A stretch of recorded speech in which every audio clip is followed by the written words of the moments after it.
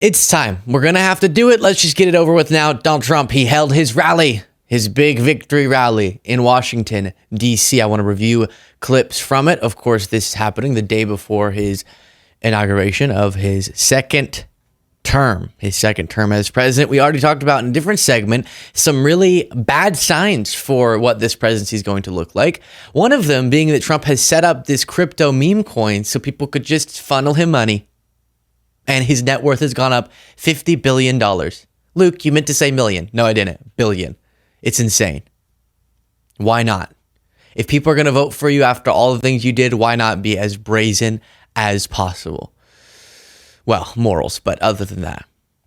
And I have a few notable moments to go through that are on the darker side, but just to give a fair portrayal of what this rally was. It was a lot of, we won, woohoo, well, we're hyped, and a bunch of people came out, and the YMCA people came out and did the YMCA, and all of that. So I'll show you some of that to give you the context of the mood, but then we'll get to moments that are, as I mentioned, bad.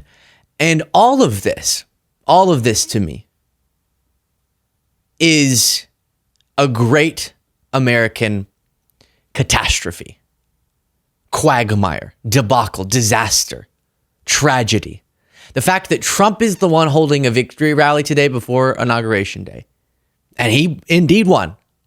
But the fact that he's doing this is so catastrophic in what it means about the state of things. That's what I want you to keep in mind. While you watch, please do click the subscribe button. I will do my best to deliver this news to you in an emotionally regulated way, so that we can consume it without getting too stressed, despite stress being justified.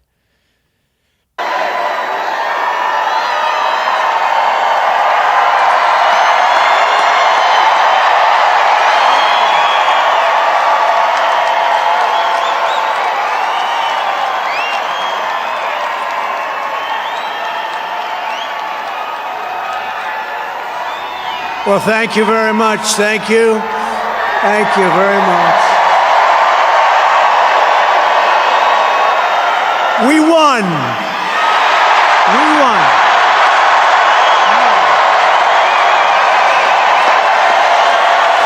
Indeed. And so much of the world is disturbed that that statement is correct.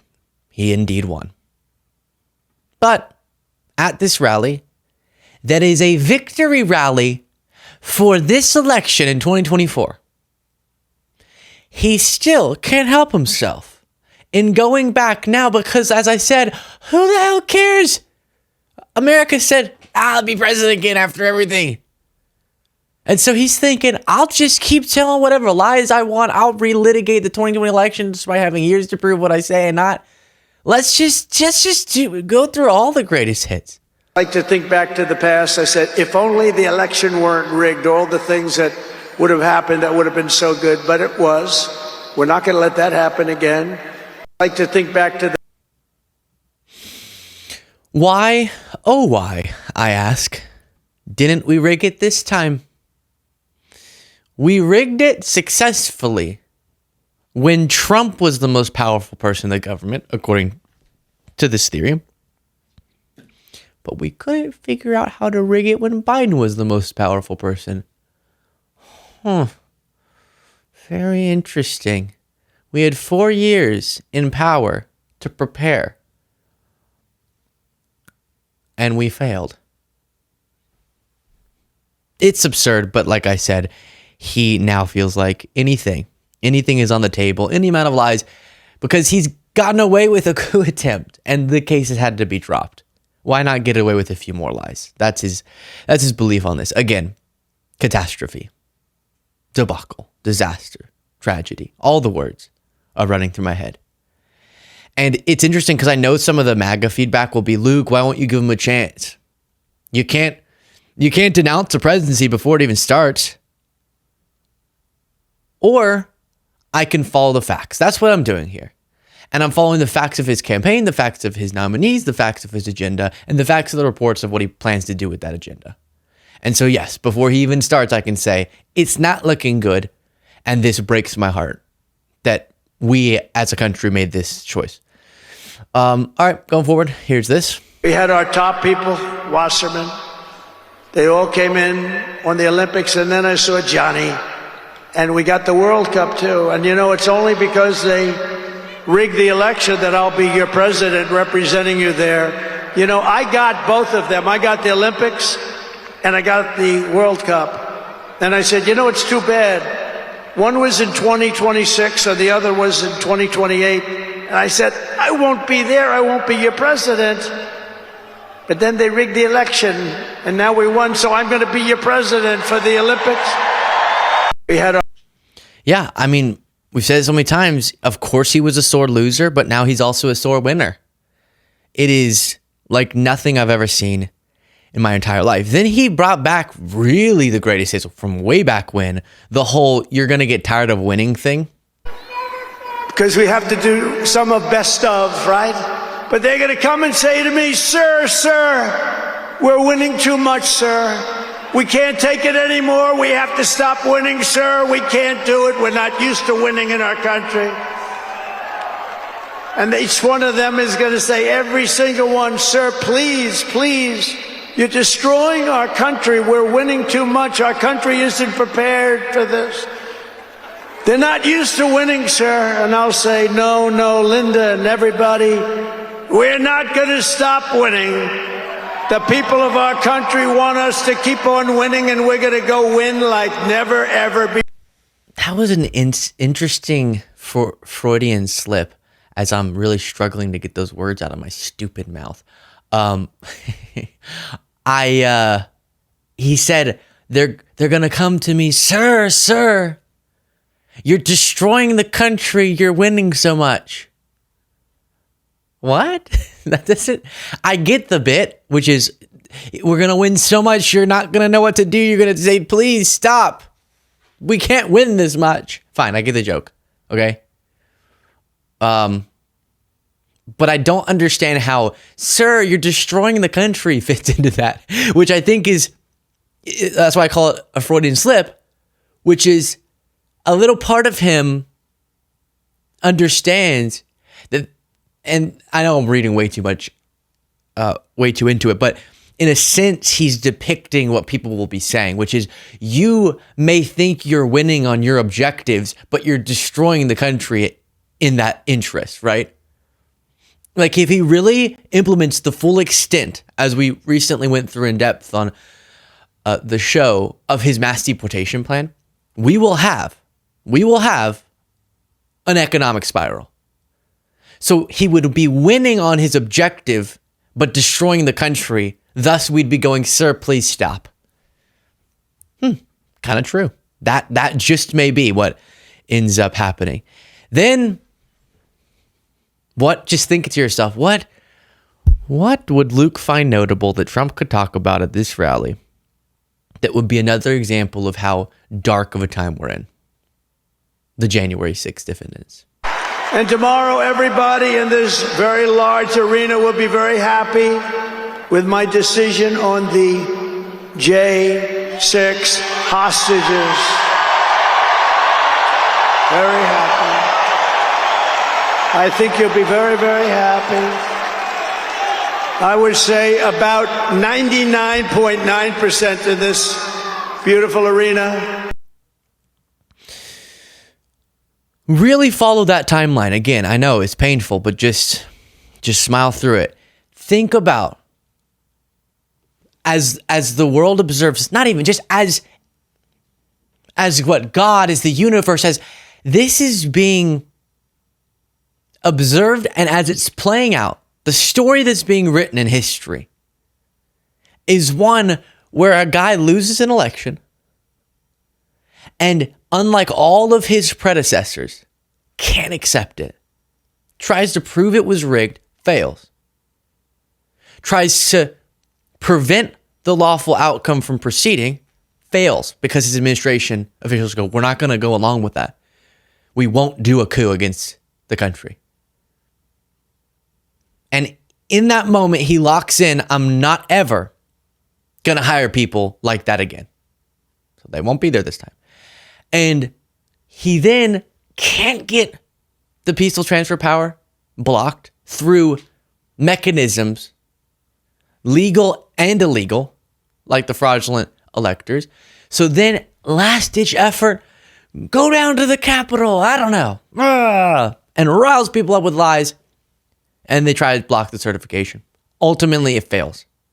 But in that process, there's violence, police officers are being attacked, politicians are being hunted, etc., right? So that's like the very end of this more procedural attempt to do the coup. And then there's a violent climax. All right. Then that individual, Donald Trump, sort of has to go, okay, never mind. I guess I'm going to leave. That didn't look good. Leaves in disgrace. In disgrace. A majority of senators voted to convict him. Bipartisan. Not enough to get the conviction, though, but above 50. And everyone is writing the political obituary. I don't think I pronounced that perfectly, but you get the point. Political obituary. I'm tired. And understandably are saying the people who justified this attack against our democracy, the people who caused it, the people who participated, supported, apologized, they are disgraced from politics, right? But if not them, at least the guy who, for the first time in American history, said no to democracy. Or at least he is going to be disgraced forever. And everyone, yeah, okay. And a bunch of people we reviewed recently, Ben Shapiro, likening January 6th to, or not likening, but saying it was, a moment like nothing we've seen since 9/11 in its significance, not in the casualties, but in the moral significance. It was an event of such a huge magnitude that even would draw that comparison. You have people talking about how Trump destroyed his legacy. His own family members texting him that. His best friends over at Fox News texting him that. He leaves. And then other folks come in and desperately try to clean up the mess for a few years. And this guy gets to come back, walk back into the White House where he sat and watched that attack happen without calling people off, and gets to pardon the people who did it, calling them patriots. It is hard. It is very difficult to actually articulate how horrific that is. We are going like this, yay, as a country, for the behavior that if everyone engaged in it, if every person acted like Trump did after he lost, our democracy would fall apart so quickly.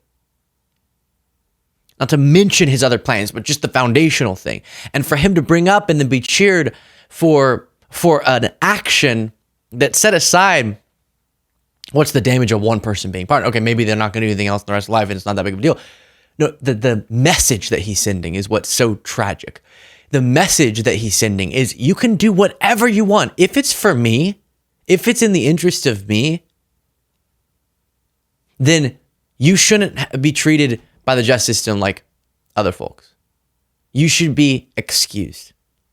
Because I am what matters, not our constitutional or legal system. Then he said this was kind of weird about Elon Musk. And then he journeyed to Pennsylvania, where he spent like a month and a half campaigning for me in Pennsylvania. And he's a popular guy, and he was very effective. And he knows those computers better than anybody, all those computers, those vote counting computers.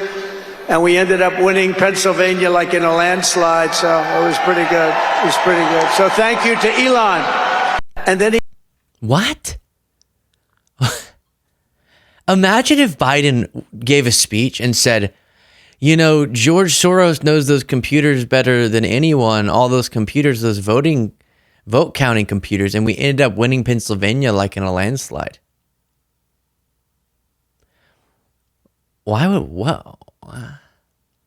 He just says such strange things. And we never get to hold him to the same standard as everyone holds Democrats to. Well, I just don't think Biden should say that because it might confuse people into thinking that blah, blah, blah, blah, blah. Then Elon Musk came on stage. And if I were to describe the vibe of Elon Musk here, the richest man on the planet standing on stage, being honored for, how do you even explain, for buying his way into Trump's administration. And the vibe he's giving off is just bizarre. That's the word, bizarre. We're looking forward to making a lot of changes, and this victory is the start, really. What matters going forward is to actually make significant changes, cement those changes, and set the foundation for America to be strong for a century, for centuries, forever. So,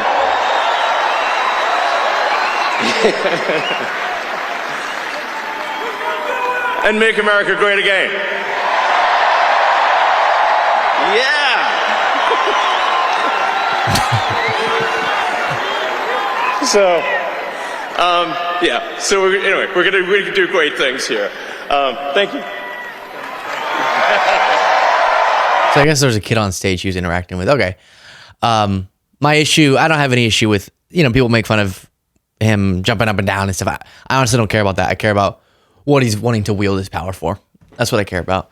But he did seem to just go up there and sort of spitball. I feel like if I knew I was going to speak in front of the whole world at a presidential victory party, I would want to be a little bit more prepared than just, hey, what's up, guys? I think we're going to do some awesome stuff.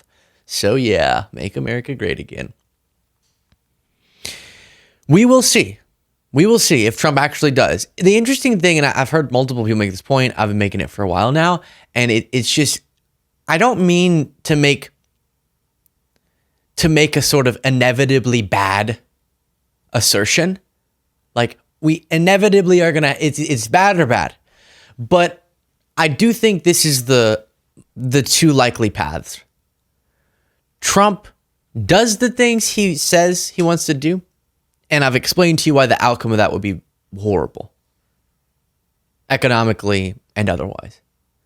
Or he fails to, sort of through governance incompetence, or governing incompetence, I should say, once again proving we don't want the guy who, cannot implement his agenda.